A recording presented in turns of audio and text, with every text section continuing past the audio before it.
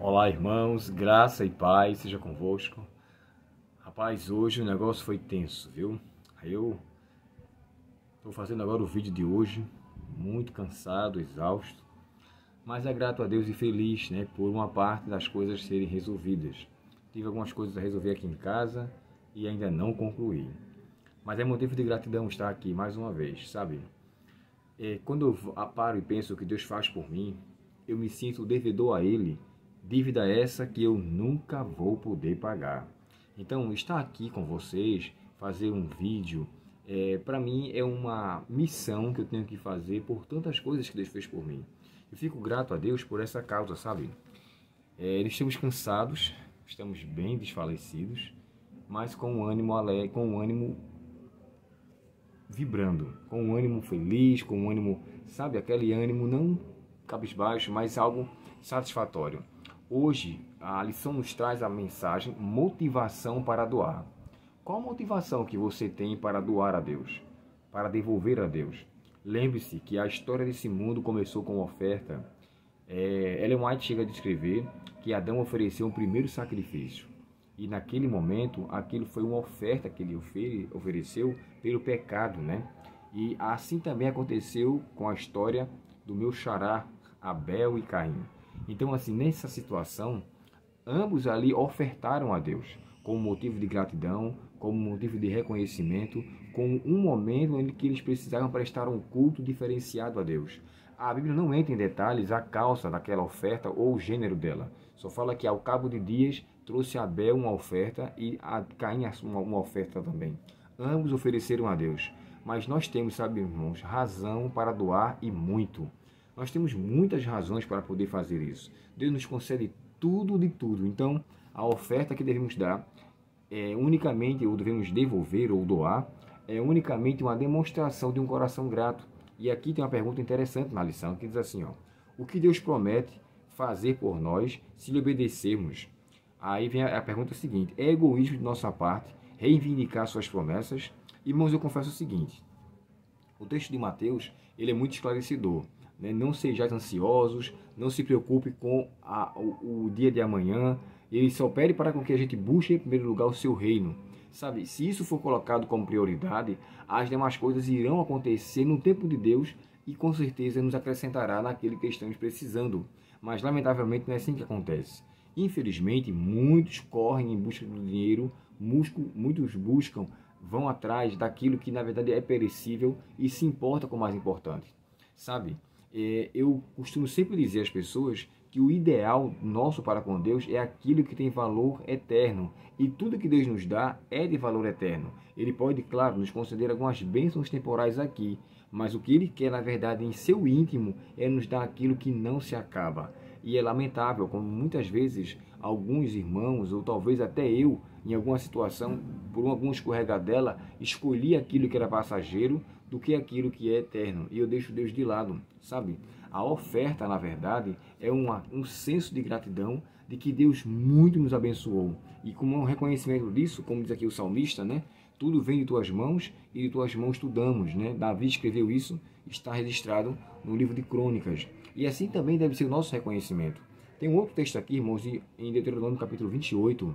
Deuteronômio capítulo 28, de 1 a 14. Ali são as bênçãos que Deus fornece por questão da obediência. Não que Deus esteja barganhando, mas se nós quisermos de Deus receber dele as suas dádivas, as suas bênçãos, somente precisamos nos colocar em suas mãos, permitir com que ele guie nossa vida e que ele seja Senhor em todos os pontos de nosso ser. Se assim o fizermos, com certeza seremos ricamente abençoados.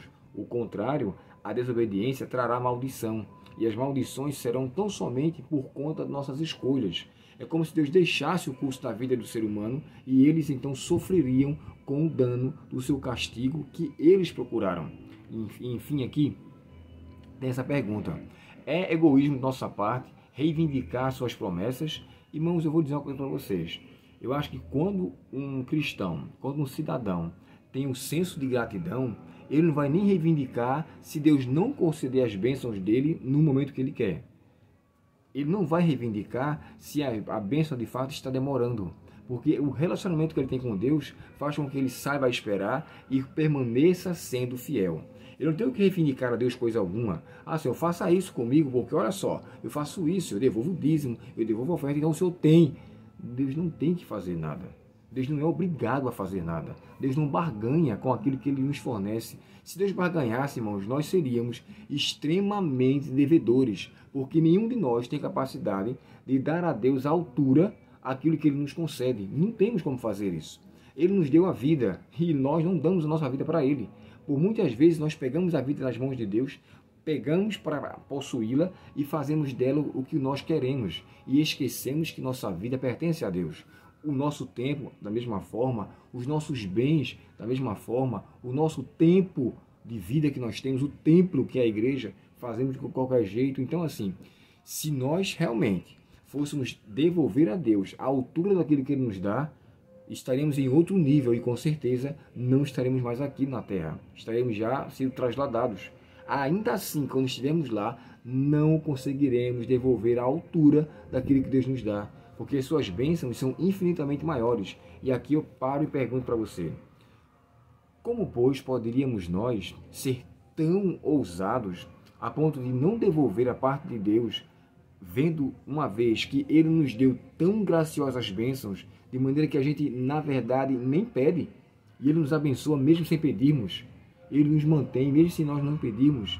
Então, assim, eu não teria a ousadia de querer acreditar que Deus está barganhando quando Ele pede algo comigo, porque Ele quer, então, fazer uma troca de moeda. Jamais, absolutamente não.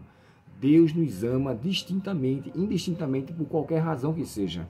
Ele não escolhe nos amar por causa de questões que nós podemos oferecer. Ele nos ama porque Ele é amor. Então nós, ao recebermos desse amor de Deus, devemos levar em consideração a tal ponto que possamos também devolver o amor, mesmo humano, mesmo falho, mesmo pecador, mas ofereçamos a Ele o nosso coração para que Ele venha lapidar a nossa vida e fazer dela aquilo que Lhe agrada.